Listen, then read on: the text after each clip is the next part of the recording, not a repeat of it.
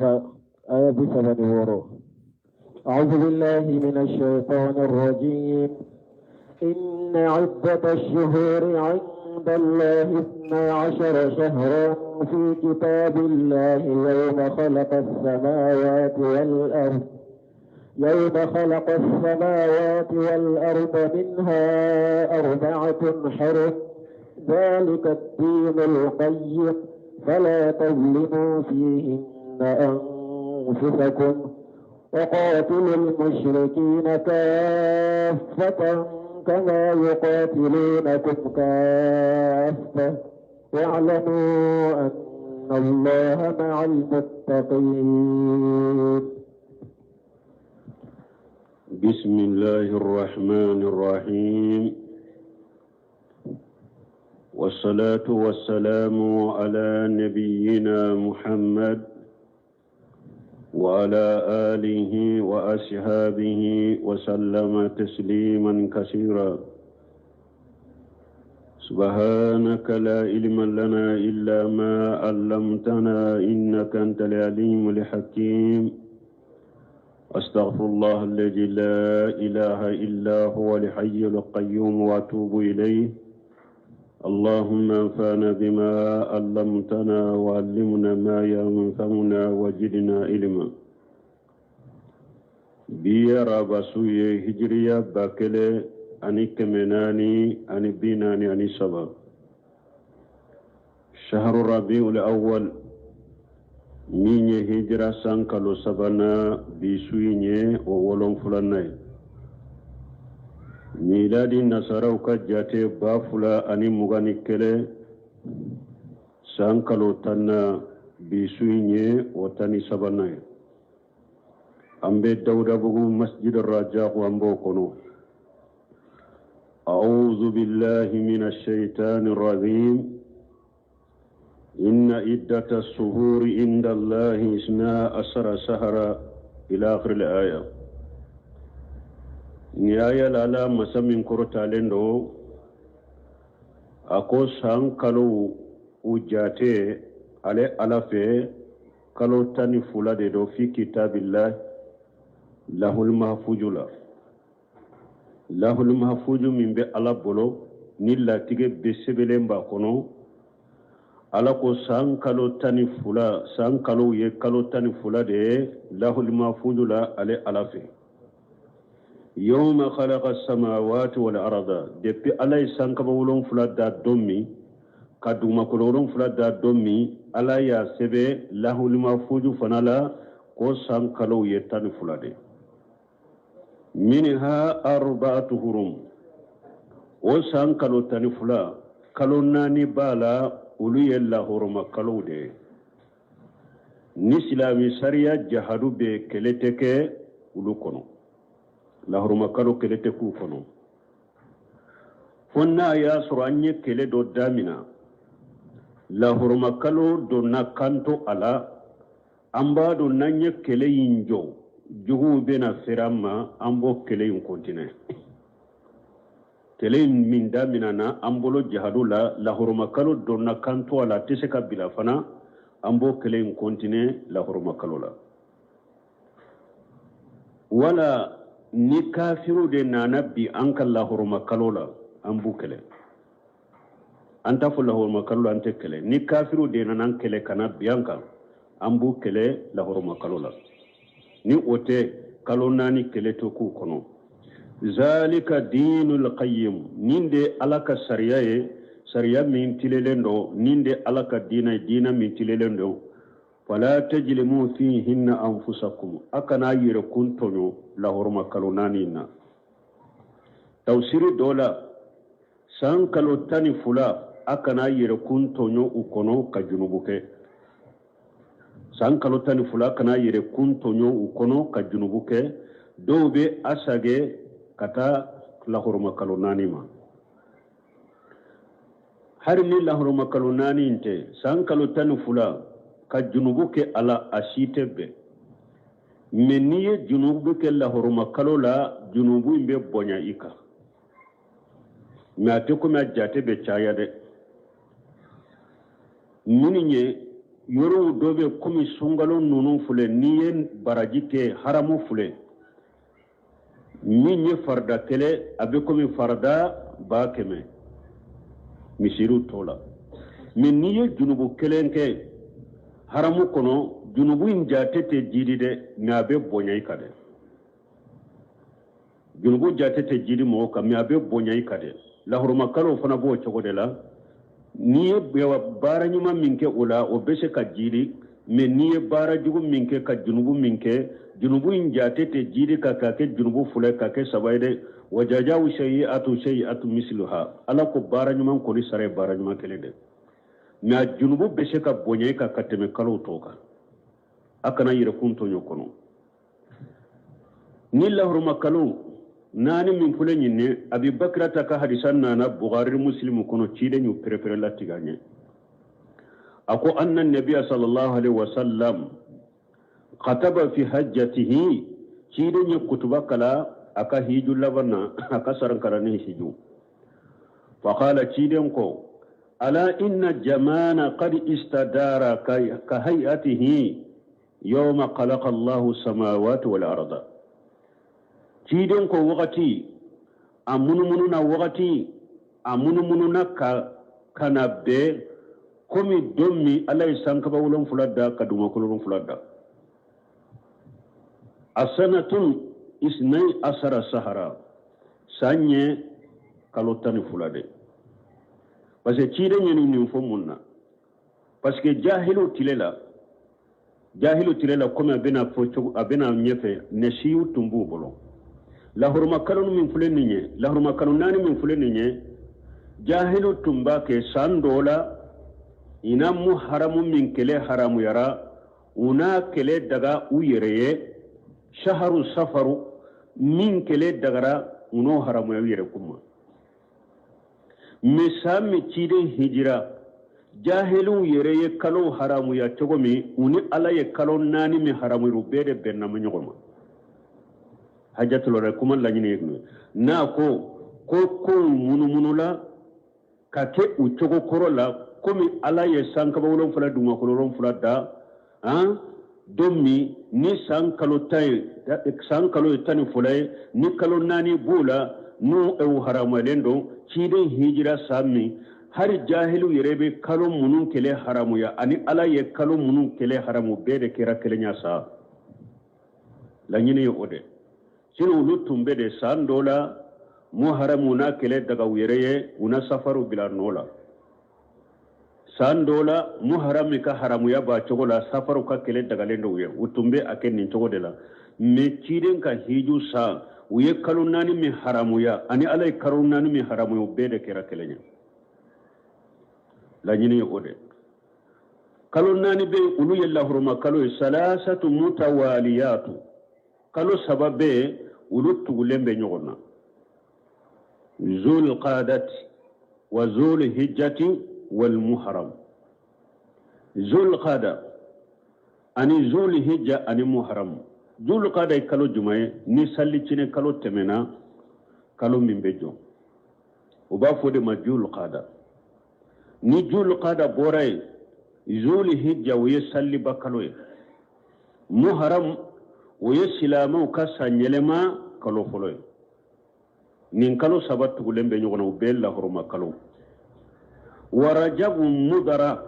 أني مدرك أرجب الذي بين جماد وسابان مدرك أرجب من بي جماد الآخر أني سابان نيوغنش نمفنا فورا منا نيشيدن كو رجب مدرا parce que kabila do de be arabu le ba fo mudra kabila do be arabu la o ba fo rabiyata Arabiyatu ka kabila kalo min togo tunye ulu bolo arajabaye o kalo tumbe bayna jumadan wa saban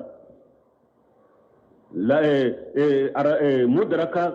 arajaba ube jumada ni sabani de nyogonche me arabiyatu ka arajaba anna rajaba al muharram huwa shahrul ladhi bayna saban wa sawal arabia to kamu daratu nyemu luka rajaba to nyen jumae kalo mimbe sabani ani sallincini kalo ni ñogonce waye jumay sungalo arabiatu qabla min bi arabiatu uluka arajaba tunyede arajaba mun haramulen don tun tele haramulen tun be ulu bolo wayede min be sabani kalo ani sallincini kalo ni ñogonce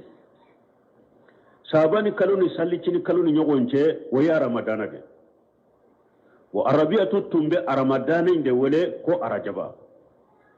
ko kele haramura minna bo odi ato cide nya perperante ako mudara ka arajaba ode kodo arajaba mi haramu yara mudara ka arajaba inde kodo de arajaba min be jumada ni sabani ni ñogonce mi arabiata ka arajaba inde donc o arajaba ode haramu yara bayna jumada wa saban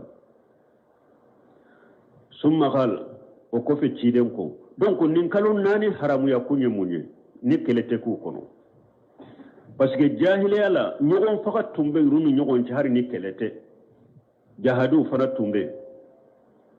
ala ye jul qada ka kele haramu ya parce que jul qada de mogo be bo ka jamana wala kata hijiro la kele kana ke akono mogo faka kana ke akono pour hiji don hakli sigilen ka bo ka jamana la ka semma kala hakli sigila ni mogo te suma zulu hijja ka kele haramu yara munna parce que hiju bara bebe ke ode kono hiju kala unu ka hiju ke ko ka hiju bato yero ke ni hakili sige ka do mogote na bianka mogote na faga fagalite ke nin kalo kono zulu hijja ka kele haramu yara ninde la hiju be ke ade de kono mu haramu ka kele haramu yara kunye munye ni hiju kele fana tilala hiju la ube sage kabo hijiro la katu ka jamana wula muharami de kono una bomma ka kasu ka seyro la kasoro muhammad dankarula kelete arajaba ka haramu ya kunye munye santilancela muhammed mbappe katabo alikabala kalimura ke inata ka sage hakli sigila kana ika demba yana nin kalon nani haramu ya kunfule wa haramu yarani hikima minye silamiya sariyala alla ñini yenninde tuma mi ciide ñen nunum fo summa hala o ko fo ciiden ko ayu sahri haja akon ni nkalo ye kalo jumaye ambe kalo mina ni nkalo ye kalo jumaye sebo ko uluko allah wa rasulu alam ko alana ka ciiden de bado ko fo ulu yere ya miri ciden bena kaloyi abena togo wore foala minte zuli hijja ciden ko yala ninde te juli hijja ko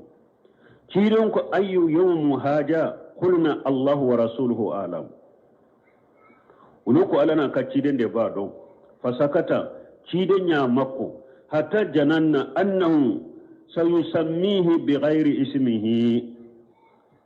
fo ulu ya miri ciden bena doyin togo fo togo werela minte ulu be togo mindo ciden ko yala nin doyin de te alaysa haja yawman nahari qulina bala ako yala nin de te kansogoli donyewa parce que waya soro salliba dondero yawman nahari uko salliba dondero summa qala ko fe ciden ko ako ayu baladi haja ambe dugu minna ni nye dugu jumaye qulna allah wa rasuluhu alam an ko alana ka cide de bado fasakata cide nya mako hatta jananna annahu sayusammihi bighairi ismihi fo aw nya miri cide bena to wore fo ala ni minte makay qala cide ko alaysatil balidatu ako yala ninde te balidatu parce que makka togo do de balidatu ako yala ninde te makkay ba kulina bala anko ninde makkay qala ciden ko fa inna dima'akum wa amwalakum ciden ko ewa aka nyugon joli bo anaka nyugon nafulu dun wa hasibu qala wa aradakum min yi hadisan ma fulanya ko abajigi ciden ko anaka farkulun aka nyugon farkulo sogodu ka nyugon korofo alaikum haram nunu haramu yarauka ka hurmati yawmikum haja komo haramu yarauka bi doin na chogomi fi saharikum haja komo haramu yarauka nin kalola chogomi fi baladikum haja komo haramu yarauka nin dugu kono chogomi iya do yawman nahari don min do don barkala mando la horoma dondo o doyi ni mogo min ye junubu ke ka ala kuta ke an y'a fo cogo ma julumu be bonya ika kalo min do fana la horoma kalo de do ni mogo min ye junubu ke la horoma kalo la junubu be bonya ika u be dugu min na la horoma dugu de do ni mogo min ye junubu ke junubu be bonya ika o de ato cire ni nyinin kan nin sabala tuma mu yo fo awa ako bi yawman nahari akan kan nyogon joli bo haramu yarau ka chogomi bi yawman nahari akan nyogon nafulo dum galon ko haramu yarau ka chogomi bi yawman nahari akan nyogon korofo kan nyogon nemimaya o haramu yarau ka chogomi shaharu jeli hijja mi afula kono kan nyogon ka joli bo haramu yarau ka chogomi shaharu hijja kono akan nyogon korofo haramu yarau ka chogomi shaharu jeli hijja kono akan nyogon nafulo dum galon ko haramu yarau ka shaharu jeli hijja kono chogomi awa makka akan nyogon joli bo makka kono haramu yarau ka chogomi akan nyogon ewa nafulo du galon ka makka o haramu yarau ka chogomi akan nyogon korofo makka kono o haramu yarau ka chogomi awa haramu yarau ka don tola o chogo kele de la haramu yara don tola o chogo de la akana nyogon korofo akana nyogon joli bo akana nyogon nafulo du galon ka wasatalqawuna rabbakum awa jama ana utigi ala be nyogon kumbe nyogon Allah gara fa yasalukum an amalikum ala bawni nen kaka barake tawlade ala kiden kon ni nyetti nyaay la tarju bari dullala ni fatulen ko fe ka bawcela akana sagi kata filibanti yawma yadribu ba'dukum riqaba ba'd na yerebe nyogon fa fatulen ko fe akana sage kata filibantiyama ana tumbe jahiliya kurumina na be nyogon faqade ala hal balagtu kidon ko yali nya Allah shewa ala yi cire nya min dinne ma nya Allah shawma wa sebo ko ya Allah she ala li yuballigh shahidul ghaiba awa cire ko afrika sere yake ko nya Allah she awa mugo munun be ninnin kutuba kera awu nyana mugo munun te aya Allah shawma falalla abisaka ke man yuballighuhu yakunu awalahu min ba'di man sami'ahu abisaka kuma dobe ebe kuma inta kallashe mugo doma ale bisaka kuma intanga ka famu kateme emi nyame mugo bisaka kuma do me mugo la ebe kuma inta kata Allah she mugo doma itara ka kuma illashe minna de o bisaka kuma in famu ka durushi ka teme emi nyame atigila kirene fo sallallahu alaihi wasallam ana hadisala wa qawluhu fil hadisi inna jamana qad sadaraka hayati yawmi khalaqa as-samawati wal ard taqriru minhu salawatu wa salamu alayhi bun kasir bake kam min tafsiri nyode sarahu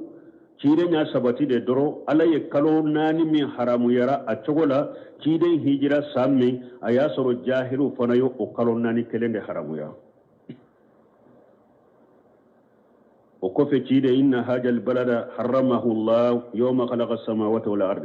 كيد يوم كي ونين دعو من فل النبا كنو على ده حرمة دا نين دعو إنكا ده على إنسان كبولون فلان دعو كلون فلان دا فهو حرام بحرمة الله تعالى إلى يوم القيامة ولا حرمة ده بين نين دعو إنكا نين على كلا حرمة ليه فوقت الله غرا على إلا حرمة من دا ما كاكا كفسمانتا من دي مكا مكما فوقياما mogote se ka buaka maka ka karamana ka bonya ana ka horma min baka kiden ko ala da ya kai fo kata qiyama abaka fana wa hakaja qala ha huna inna jamana qad sadaraka hay'ati yawma khalaqa Allahu samawati wal ard ay al-amru al-yawma shar'a kama abtada Allahu zalika fi kitabihi yawma khalaqa as-samawati wal ard kiden ye hijuke kutubai kala dommi ako alaye dunda ka kalawda depuis sankaba wolon fula dara domme ni duma ko wolon fula ku da ko bilal la halamina ewa ko nyina ubola hala kelendela minha arbatu hurum donc anyo fana tawsir kalon nani bala wulu yalla hurma kaloye kelete ku kono jalika dinul qayyim ay huwa shar'ul mustaqim ninde alaka sariya tilelenye nim mo minye alaka sariya tilelay niya awa abaton nin chogola كبارك نين شغلا والحجو به على ما سبق من كتاب الله الأول أن نية بارك ناي كم أبي على كتاب فلو كنو تقوم من الله المفوض نين دالك الدين تللي pour أكبارك ناي فلا تجرموا فيهن أنفسكم أكنا يركون تويو لهرم كالون نونا دوك أكنا يركون تويو أو كالو تاني فلين بدلا جانكم مكة مغو كنا تونيالي كده وراتو آية ورنا لكم من يريد فيه بالهادي بجلم نجيره من عذاب عليم alakum makka kononana ni mugo la niya la nyini makka kana ke yerede angani du sukunda koiba la nyini ka tonyali ke makka ka junugo ke makka ka ala kota ke makka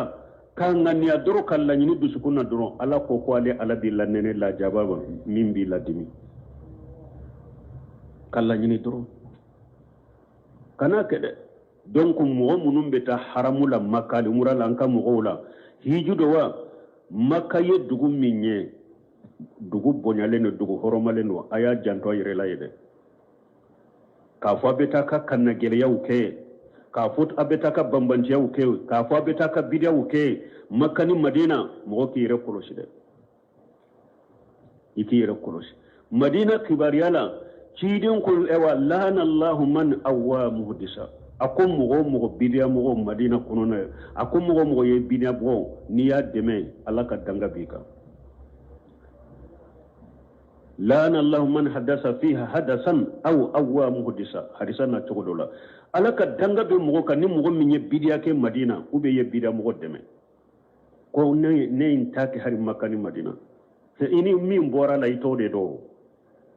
ini mi junubu mi mbora la itode kalama nigo kalama ita fo abada koy ala soso maka ita fo koy ala soso madina ko nimbika junubu mimbika ni tumbo do ita fo e way ni tumba do ita ke fana mo ni bidia ke madina idangalendo maka ta fule ala aka aya kono akon ni yalla nyini doro ko ebe jengede ka ko jugu de ke maka ko ale ala bilanene la jabala nujuhu min ajabi alim ko bilanene la jabala min biladimi abesika ke ala bilanene la jaba dimine na jiya kono ka nyanama ya kono abesika ke ni la jaba dimine ala bi ma kono na lagara abima kono na lagara katilla nena ala tanke ye ala soso ni ala kuta min ke makka donc an kan yire koloshi nonu nye dugude ni ala yu bonya ka barka dola ni mugo min tara ijanto yire la ni mushrikiya min tara ini tawhid de kasagi ni bidiya min tara ini sunna de kasagi ninni kanna gilani bambantiya min tara ini yere kolo de kasage kana alama mais ntara cogo min nana ko mo si ma se kana yelema ko ne tara cogo min nana i kanna fulo ye dépasser min da yere kay ka woro uciana ni tara makay cogo la eni junubu min tara eni bidiya min tara eni mushrikiya min tara eni kanna gilani min tara eni la rajugu min tara makka eni usagira kana i kanna fulo ciana ala yire ko makka ko huda wa huda lil alamin ala yire ko kanda de do kanda soro yoro de damfe munye e ko tara togo mi ke nani to wala ko mo ma se ka yelema la hawla wala quwwata illa billah an kam mo be kuma do fo ulu nyire la ubu yire majamuni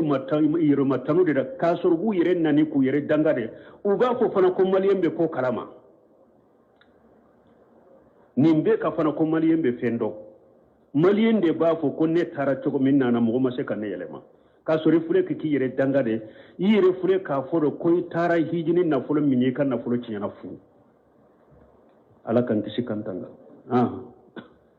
wa qatilul mushrikina kafata aw ay mushriki be fa ajmi'ukum nan ko kafata do ba sage wa qatilul mushrikina kafata jami'ukum aw mu'minu aw silamu beka faranyoka aka mushriku kele asilama beka faranyoka aw mu'minu beka faranyoka abeka mushriku kele kama yuqatilunakum kafata ay jami'uhum comme mushriku bebe fara ɲɔgɔn ka kaw kɛlɛ cogo min de aw fana bɛɛ ka fara ɲɔgɔn kan a ka mushriku kɛlɛ wa'lamu anna allaha ma'al muttaqin kelen kɔnɔna la mu'minu aka do ko ala bɛ fara ala ɲɛ siraɲabaga de kan aw minnu siralen bɛ ala ɲɛ de ala bɛ fara ala ɲɛ siraɲabaga de kan aw mu'minu bɛɛ ka jɛ a ka mushriku kɛlɛ komi mushriku bɛ jɛnna kaw kɛlɛ cogo min awa ka do kɛlɛ kɔnɔna na fana ni mushriku jama cayara cogo o cogo ni faamaw b'olu de bɛ cogo o cogo ni kɛlɛminɛw de bɛ olu bolo cogo o cogo ala faralen bɛ aw ala ɲɛ siraɲabagaw de kan ala bɛ aw de dɛmɛ a tɛ mushriku dɛmɛ a bɛ aw de dɛmɛ ala bɛ fara ala ɲɛ siraɲabagaw de kan a k'o fana dɔn إنما النسيء زيادة في الكفر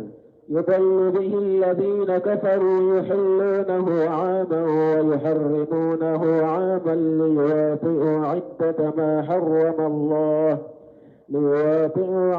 ما حرم الله فيحلوا ما حرم الله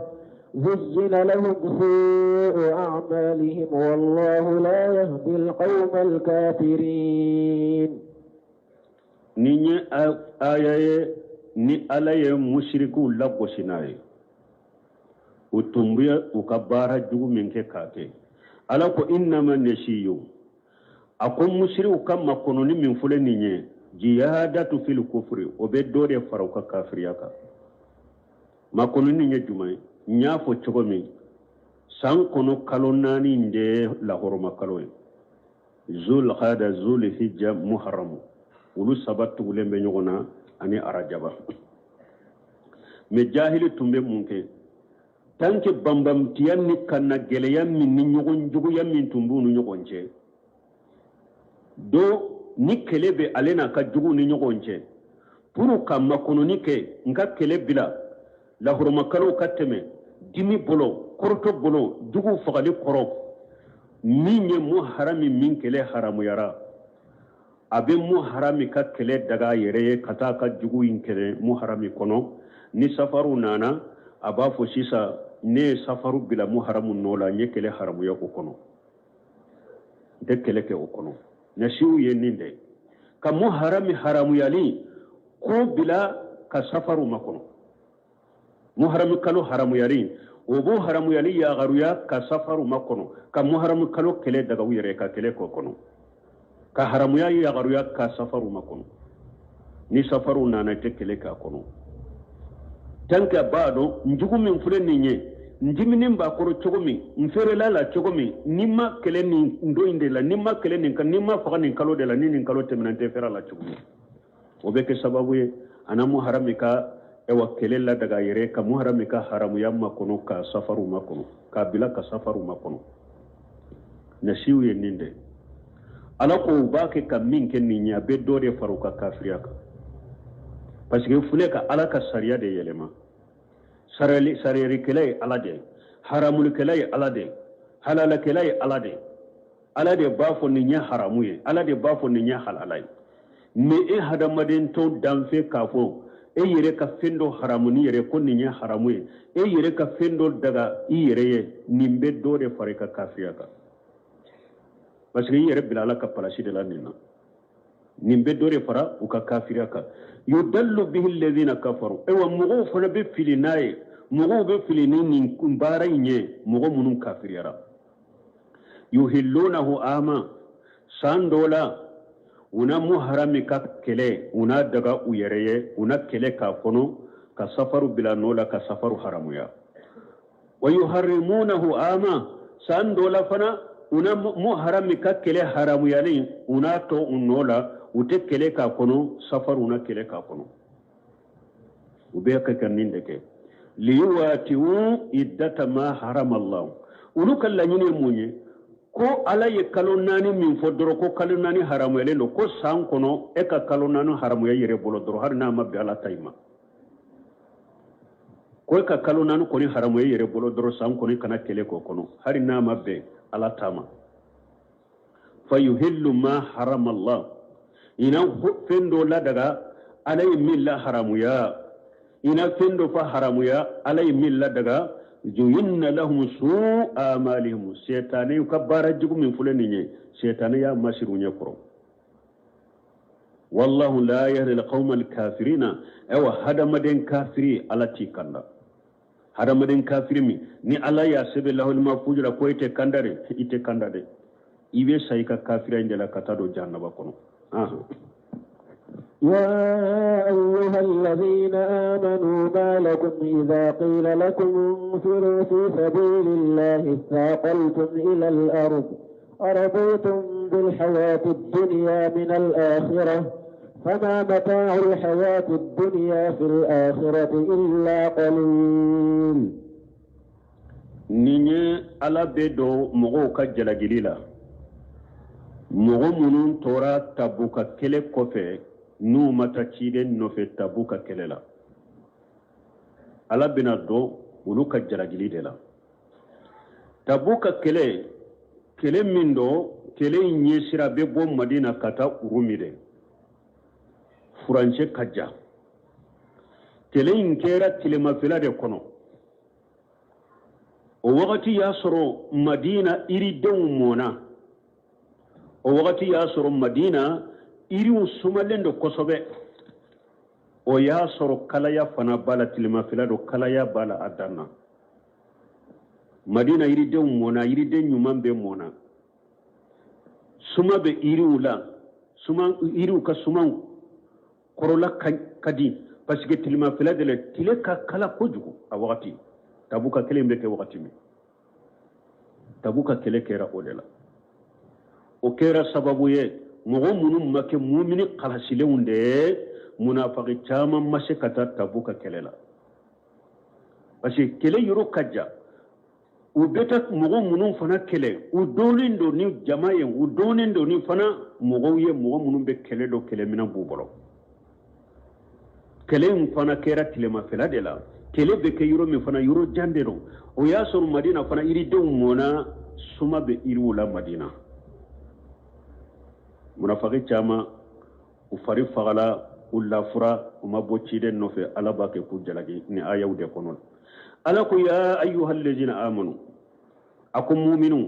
amunun dara alala haqiqala liman yachila mala ما لكم إذا قيل لكم انفروا في سبيل الله ساغلتم إلى الأرض منا نوكو أوما أي بو أكتاكل يرولا نابل لا فوقنا الدقوم ناتبو تكاسلتم وملتم إلى المقام في الدعاة والقفد ساغلتم كرموني منا أبل لا فو كسيجي كانوا مدينة لا فيلا كباكا بوكا تجهدولا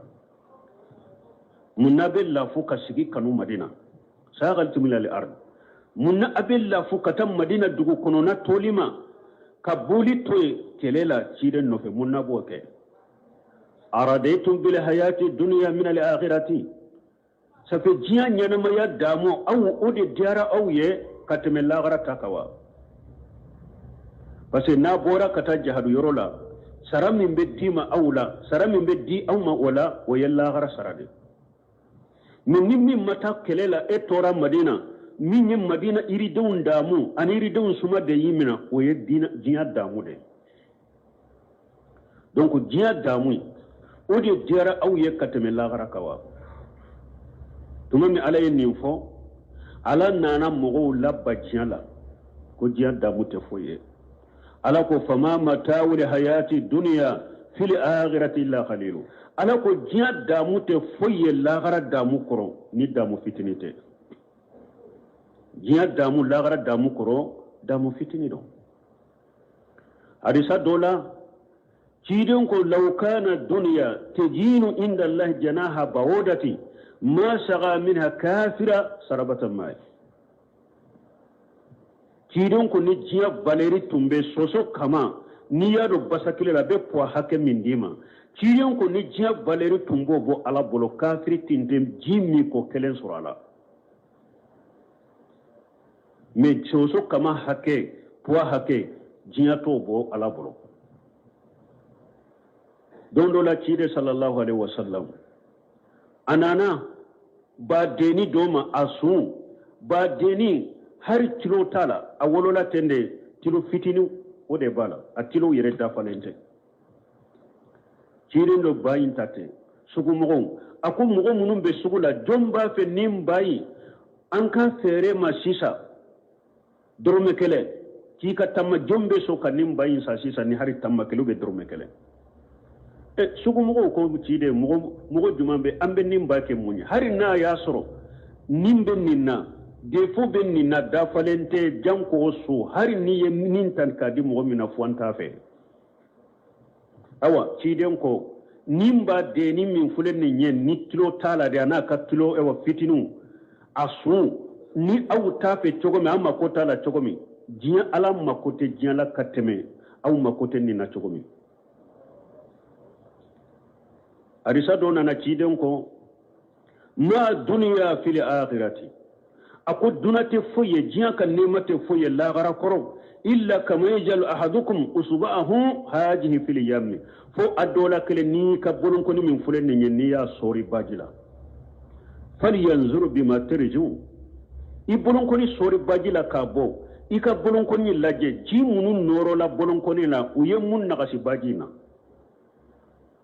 awa ko jiya to obo jiya nema to obo jiya munima to obo alafe la garakoro ni nana kogojila ki bolon ko ni min fulen ni ka soro akono ka bo ji munun be noro ka bolon ko ni no yemun na kasi bajina uwo ji nunu nye munye baji kogojin ji tokoro ha awa ci den ko jiya to obo jiya nema to obo jiya ina ka kona fen to obo ala bolo la garakoro wadi ato ولما حضرت عبد العزيز بن مروان الوفاة عبد العزيز بن مروان تمام سيانا انا علما ابي سياب بنالا قال ايتوني بكفن الذي اكفن فيه انظروا اليه اكو ابن كسانك من نابادو لكن كسانك على ايا يران نكال لاجي اين كسانك يران نكال لاجي فلما أودي بين يديه نجر إليه تمامنا نكا كسانك داكرو أيلا جلك كسانك ما فقال أما لي من كبير ما أخلف من الدنيا إلا حاجة أكو إتفهم بين بلو نيني فويت بو جيا كنو كينكو دي جيا ما نينيندete نتي نيني فويت بو جيا كنو نينيندete ثم ولا جهره فبكى وكفى أيا كودي مغمون با كرو أيا كودوما أكشرا وهو يقول أكشتو باكي كافو أفل لك من داري أكو إسو من فلنيني بنبي إني سوي نينجيان سوي إن كان كشيرك لخليل إكا فين شامن يفتني دي وإن كان خليلك لخشير إكا فين دغما فنكسرو وإن كنا منك لفي غرور أنتم بمرسل لا يكونوا كوي أنتم بمرسل يكونوا دي بل ما جياك فين شامان تغدي فين دغما جياك فين من فنكا دغو أتغدي كم من كسرو أبني كسرو دي mogo ni chaman be mogo min bolo nin jenya na maya kono na fulo chaman be nin bolo chide nyo na te hadisa wure kono ako al aksharuna humul aqalluna yawm al qiyamah ako mogo munun katta nu kan na fulo katta jiya kono ya de yawm al qiyamah do lude ka baraje nu ka saraka dogoye munun kan na fulo katta nin jenya na maya kono la gara uludu ka saranu ka baraje ka dogoye fonni mogo minun kare ko Usman ibn Affan nyogona wude أنا عبد الرحمن بن عوف نيغونا أنا أبو بكر سيدو نيغونا نيم مغو منون كيرا ولا إني تامن بي بوجيا كونو دي وكوفي على إبتا يلا إلا تنفروا يعذبكم عذابا أليما ويستبدل قوما غيركم ولا تضروه شيئا والله على كل شيء قدير okofe ala kankari da mogo munu nu ye jahadu to nu mata jahadu rola ala ko illan tanfiru nama bokata jahadu rola nama bokata kele rola yu'ajibukum ajaba alima ala baula jabala la jaba min baula dimi nama bo kata jahadu rola ala baula jabala la jaba min baula dimi ويستبدل قوما خيركم ألا بو فلم غورويه munun teke comme awu nyogo lu be jihadu kala kasirala ala baw fale mo rewe wala tadurruhu shay'a oti ala toroni foye aw ka jihadu baliyati ala toroni foye aw ka ala ka aw boye kam wori bila aw nola munun be jihadu kala kasirala oti ala toroni foye wallahu ala kulli shay'in qadir ala be shefembela bun kasiri ko ni aya de be nyogonta ni ala ko wayin tatawallaw yastabdil qauma ghayrakum thumma la yakunu amsalakum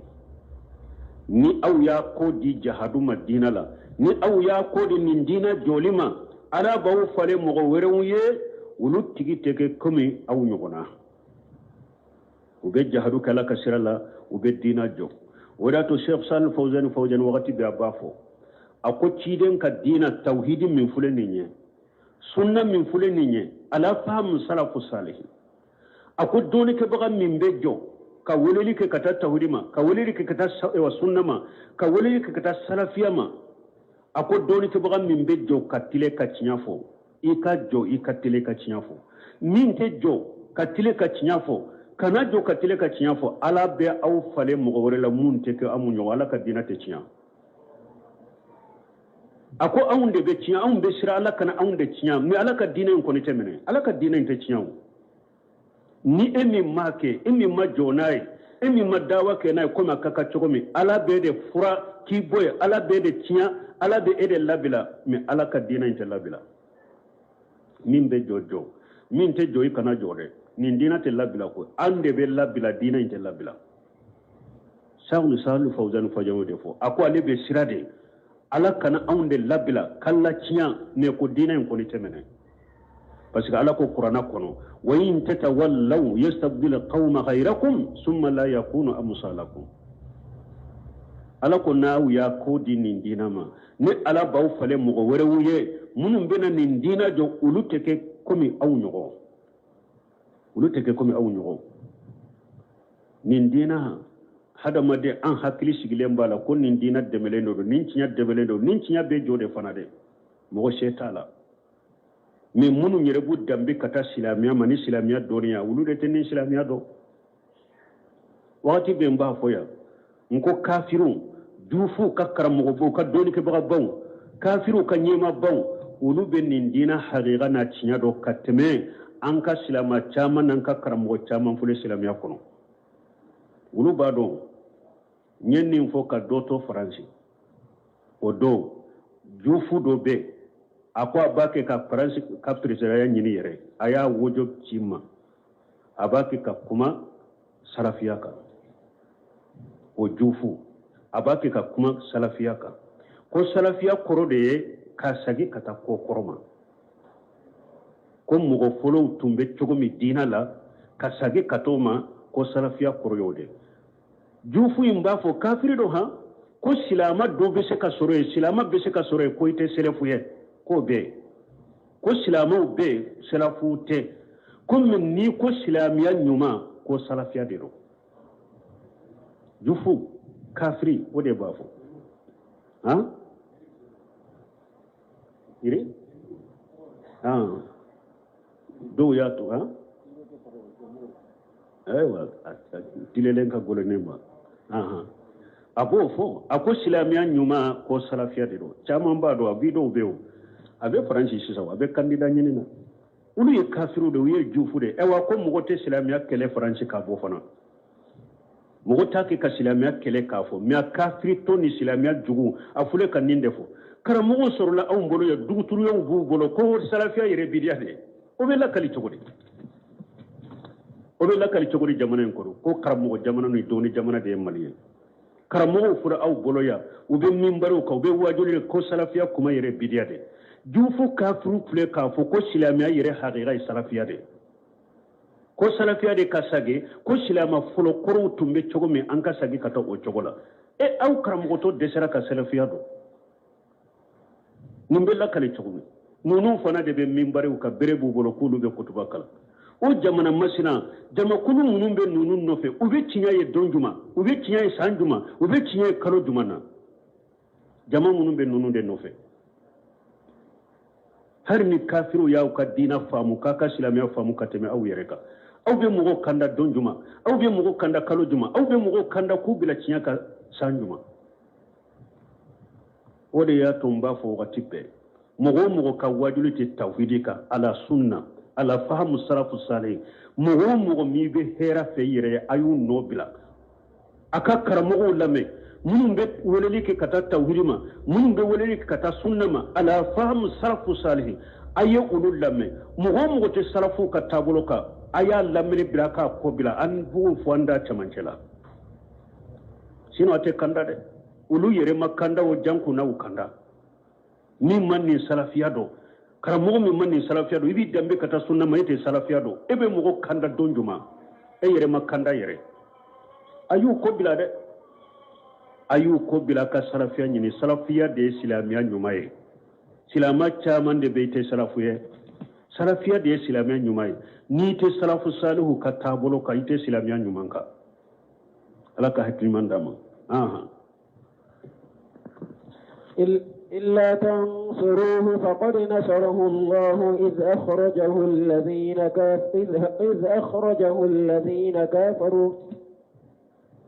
إذ أخرجه الذين كفروا ثاني اثنين إذ هما في الغار إذ يقول لصاحبه لا تحزن إن الله معنا فأنزل الله سكينته عليه وأيده بجنود لم تروها وجعل كلمة الذين كفروا السفلى وكلمة الله هي العليا والله عزيز حكيم إلا تنصروه ألكم مؤمنون مدينة أكون نوما تشيدن دمي فقد نصره الله ألا يتشيدن دمي iji akhrajahu alladhina kafaru tumami kafiru yabo kuma lanyine munni ni awma jo ka ciden deme ewa ala ko ni ba ka ciden deme aba shembentiya komi dommi kafiru ya labo maka ala ya deme chogomi awa ba demo chogo kelendara aka don tola ni awma deme ala ba deme komi dommi kafiru ya ge ka bom maka ala ya deme odo chogomi ka shembentiya ewa o wala kelende ba deme aka don tola har nawma deme illa tansuruhu nawma ciden deme faqad nasarahu Allah ala ya deme iji akhrajahu alladhina kafaru tumami mu'minun kafir yara u yaciden labo makka sani isnaini mugo fula ciden min yem mugo in fula nay iji huma fil qari tumamu tumbe kulugon kono mugo fula cide ani abubakar sidin ala kambe hijra dema tumami kafiru tara nyogo nyedar nedwa ko uka cide ku ka shirika to sokono uka daso wadala mugo kanana segere uko inni te haklinay nanyen ninke akanu bawo bena dayele ala ka foni doka haklina ya ira anka bo anka ge akata kumfe akabo anjela duro anka kisha torama akata hari be orete ni koy be tawhid sabati ni koy be sunna sabati ni koy be salafiya sabati misiru ko ni be gede aw nyana geni de be nindina faga kamugo ge node tumbe nin tawhid dan sirala kamugo ge node tumbe nin sunna dan sirala kamugo ge node tumbe nin salafiya dan sirala dina te sha umaya dina te sha geni te se di nina la de aw uko anka ge akata kumfe anka kisha toruma ad shaytani kuma ya yireke hada madanya akunna yen ninge aw ten nin dia chogola nimbeta kele bolo ta kama kana be faya uko yemmin fo cinya do de aw ko sisa abu jahali ko nebina hakilina do fo hakilina sitoka muhammadu aleni bani hashimi ale bora uludela quraishi to an jamai an be kabbe kabila be maka be ka kamalen korogo kamalen koro fangatigi nim bese bamurula an ka bamuru dajiya ko kaduma u kota shi ciden dala fajiri ni ako abe bo u be ka nyon surala ka faga shinya kele na fagaro ya ka ko banne na ka mugo bora ulila bani hashimi ni ulila ulu bete bani hashimi kabila doro utese ka quraishi bekele utese kan kele uba fo de doro kankan ni songo duma mamadou kelen ni songo nyame keme quraysh be ko fara nyogon ka kadi bani hashim uba on bolo munna o tan bolo foye seytane ko hakilna min fodo ha atete meninka o farala ninde ka quraysh ka kabila to ni bani hashim te be kamalen korobo ka bamuru dama ko kata ci den dala ko ni ci den bora doro ka faga ala ye wo hawci ci den ma ka fo ika dila kana shiyaka ika hijrate ci den yali buna bi talibin wole kabila nola ci den boto mogo munum be aka dala te munu ka bamuru ala ye sinogo de bulula ka tege fa bogola ka yugu be kunkolola ka temina yire don na le ube dala yar ko ube munna yade ko be mamuru kono ko na boramba fa aya ko mamuru tara mena aya ka kunkolo la ja be fa cencela ni mi nya kunkolo kete bogobe buru cire sallallahu alaihi wasallam aya soro tumami ci sera ci de madura tara fo abubakar shidiqi awa ko ilabbe aya soro mu sebo to ye hijra ke minni abubakar ko be hijra ka na ya sara ci de ma ci de ba fo ay ekim makono lalla ina kenne ka tama nyugoy ci de ma so abubakar kata abubakar toray bo abubakar fana ye nyami fulal labbe ko ladumuni kosobe ni ndo inkama aleni ci den ka nyami dondo laro direct la mandirindire abubakar sidiq nyabe ci den nalema aka sokono ako ci den yere kana nema ni lerila ko de be sena ci den do na abubakar ka sokono aya sura abubakar na ka demuso asman nunu lushile wa ko abubakar ra ko kodore abubakar ko ewa ya sisa ako kodore be sena kodore be sena mba fi an ka gundo de ken ka fuye aw abubakar sido ko ay nunu nyen demuso de nunu maralendo nanye fe mo fe mfa be da so in kono yande teta fo yoroshi ci den ko jendiri man ka hijrate nka tama nyogo nye ede bora odela me utara maka kulungodo be ko qari sawr ci den be astumbe se katile madina shirala de mo shi tasoro ala batanga me aye sababu ke pour an kan la de ni komi nana an ka sababu keli ate tawakkulu wuli kire sallallahu alaihi wasallam ayasur abdullah ibn urayqata o ciden ni obenna sawu kele nyogona ha o basara odela o katam madina kasira yurula kafiri do fana sawu kele una benna odela sawu kele tamaro betam madina kasira yurula ayasur ciden te madina kasira do bo utara do qari sawri kono katile sabake folo kafiru wurila fambe wubunyini pour kafiru ka nyinini kala sen tigra wakati mi donc ulu be bo ka madina kasiramna u donna kulungo yin kono abubakar ka genni kana mimbe oni bawu beta ewa minni abdurrahman abubakar denke ni obeta ni obeshi makana ye kibariya munume abeta unyafo chide na abubakar kulungo yin kono ni ale nana doro fajiri abubakar fana genyen kana ni bawu be wuli kale ka sena no tuse ni mo tuye ani bawu beta ubi biri wu no fenke tile saba in kono nala tumami tile saba inda parade wo kulungo in kono de kafirun nu nyini ubena fo ube jo kulungo indala abubakar sidiq ba fo chidema nu dola kele nyu sonkro la je doro ganye ushen kolora ni hu dugumala laje doro banye ubina katama chide na bakari be kulungo min kono wo min kono de fu ulu be teme kulungo indala ushe umbe taka abubakar ba fo nu ushen korola la doro banye chide mba fo ya abubakar ma jannuka bi isnayn allah salisuhuma ako abubakar munyi ka jigiye ni mo fula mi sabana ya alai obeyewa ulute ya kilishigi i jigi yeni mogo fula jumay mogo fula minnu usabanay alade cide mbake kanin fo abubakar siddiq tumami tile sabayin dafara uni kafir min fana benna ko akata sira yirula o nana ku soroye kam madina ka sira yirula o ya soro makka kafiru yafo ko ni mugo ni nana abubakari nyanama ani ciden ka nyanama ube iyu fagaini kunkolo nana kwelen kele nyame keme biye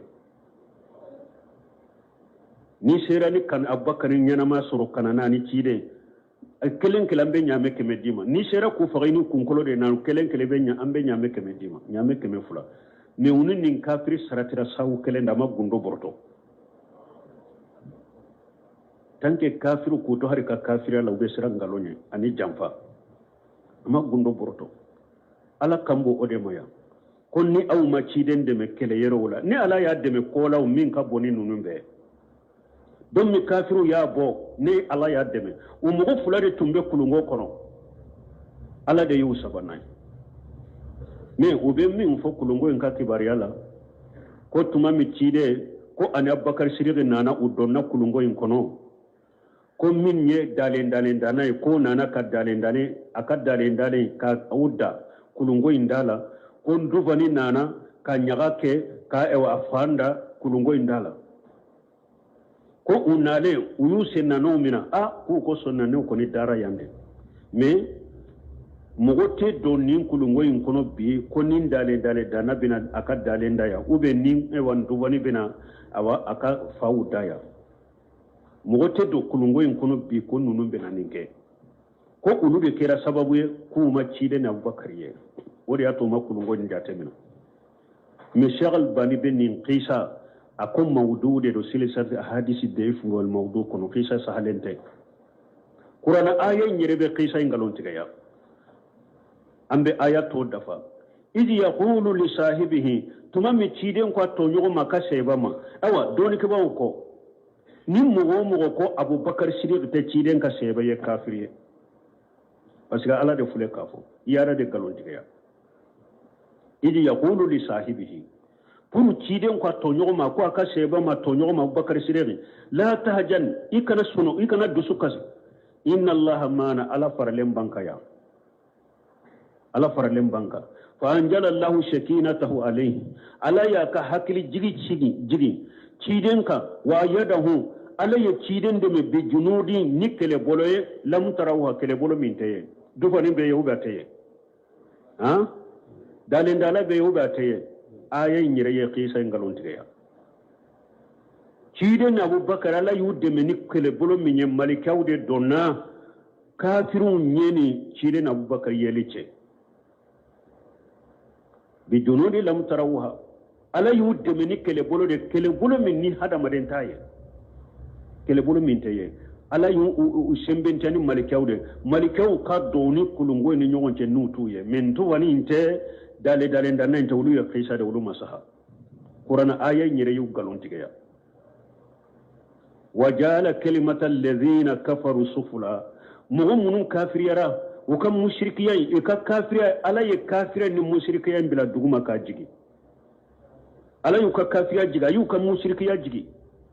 wa kalimatullahi hiya al-ulya ala ya ka kuma bila sanfe la ilaha illallah muhammad rasulullah ala ya bila sanfe ala ya tauhidi ani ciden ka dina ala yu korta sanfe ka mushrikiya majigi ka jigi duguma wallahu ajiz ala kenye masade hakim ala kodon masade ni ala koko ke chogomi abe ko o chogodela odi atumban mu cide sallallahu alaihi wasallam musa la sharika hadisan nana uyo cide nyininka ko cedo be an rajul yuqatilu sajja'ata ko cedo be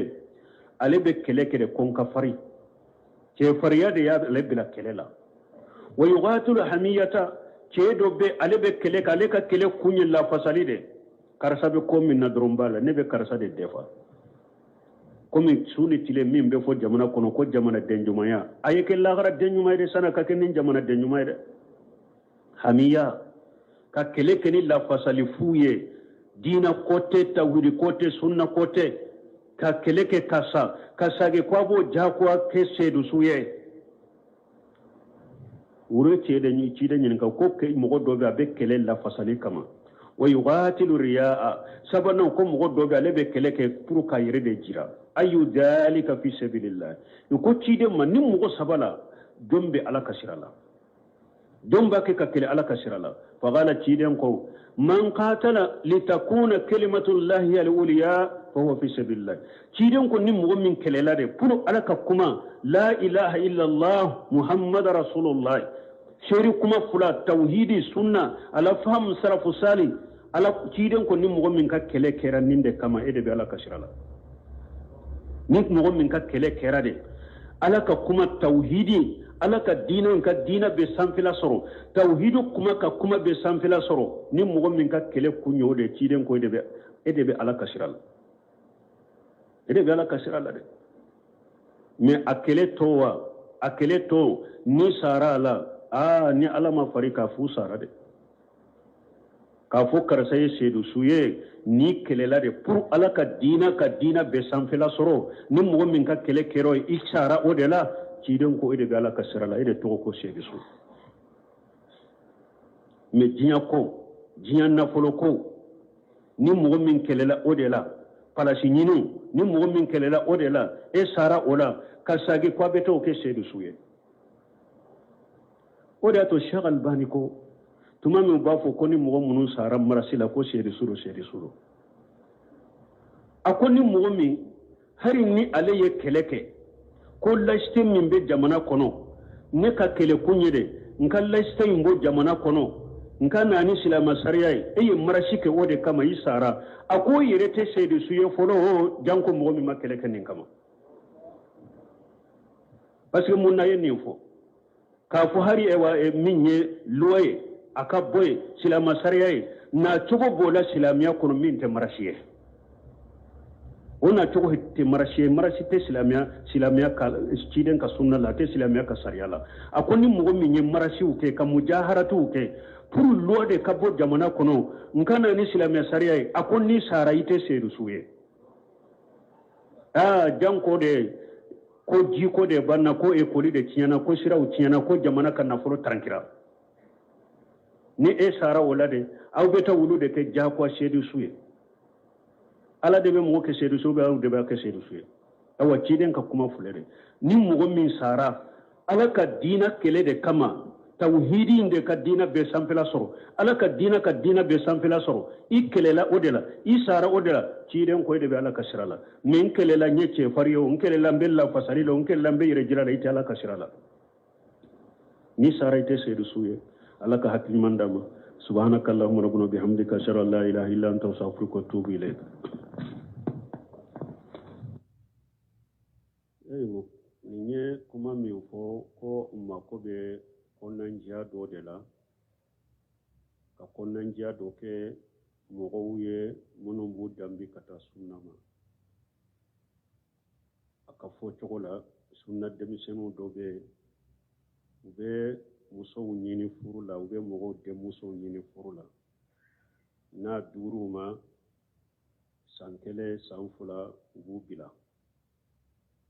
i b'a sɔrɔ e ye min furu a ka mɔgɔw yɛrɛ tun ma jɛ n'a y'a ka di e ma sunna mɔgɔw tɛ